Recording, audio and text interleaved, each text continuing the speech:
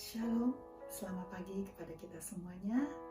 Salam jumpa dalam acara renungan singkat dari Jemaat Yosolipuro. Saat ini kita akan mendengarkan firman Tuhan melalui renungan singkat ini.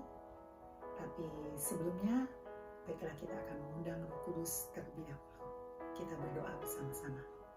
Bapa kami yang di surga, Bapa yang mulia penuh kasih, saat ini ya Tuhan, kami dengan penuh kerendahan hati datang kepadamu. Mohon curahan Roh Kudus-Mu kepada kami. Berbicaralah kepada kami siap untuk mendengarnya. Dan biarlah kami selalu dikuatkan iman percaya kami. Terpujilah Engkau ya Tuhan, di dalam nama Yesus kami berdoa dan mengucap syukur selalu. Amin. Baiklah, saat ini kita akan mendengar firman Tuhan yang berjudul Belajar Mengucap Syukur Senantiasa. Kadang kita sebagai manusia dalam menghadapi pergumulan hidup kurang mengucap syukur kepada Tuhan. Padahal tanpa kita sadari, Tuhan itu selalu memberkati kita semuanya.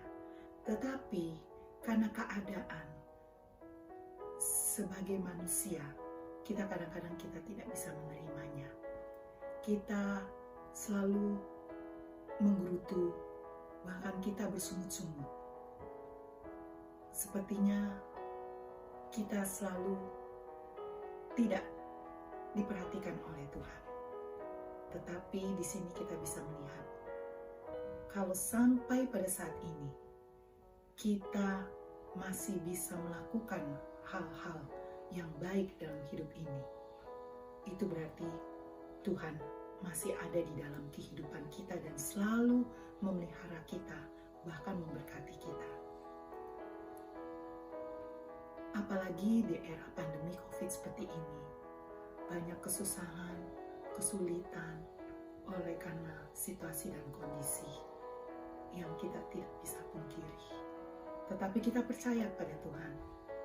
Tuhan itu Maha Pengasih, Maha Tahu yang terbaik untuk umat-umatnya. Di sini saya bisa membawakan ilustrasi.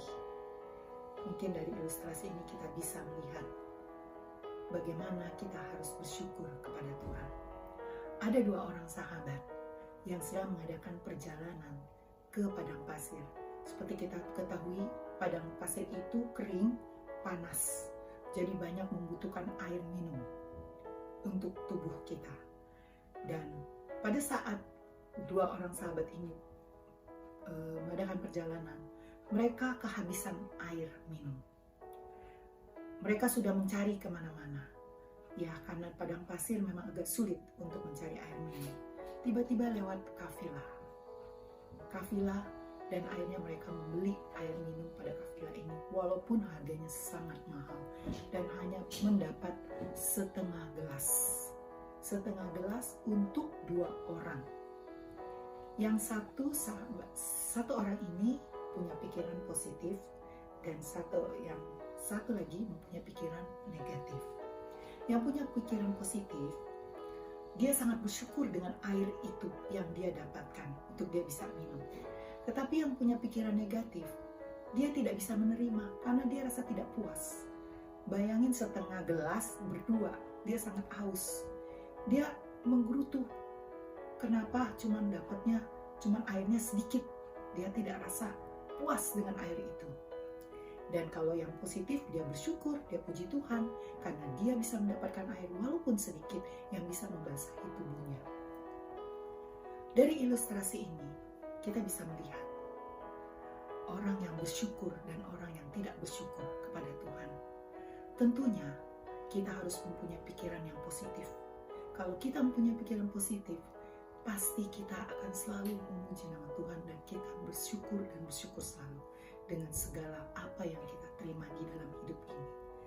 Apalagi dengan keadaan seperti ini, kita lebih bersyukur kepada Tuhan karena Tuhan itu tidak pernah meninggalkan umatnya. Dia selalu memberkati umatnya tanpa kita sadari. Itulah berkat-berkat Tuhan yang luar biasa di dalam kehidupan manusia.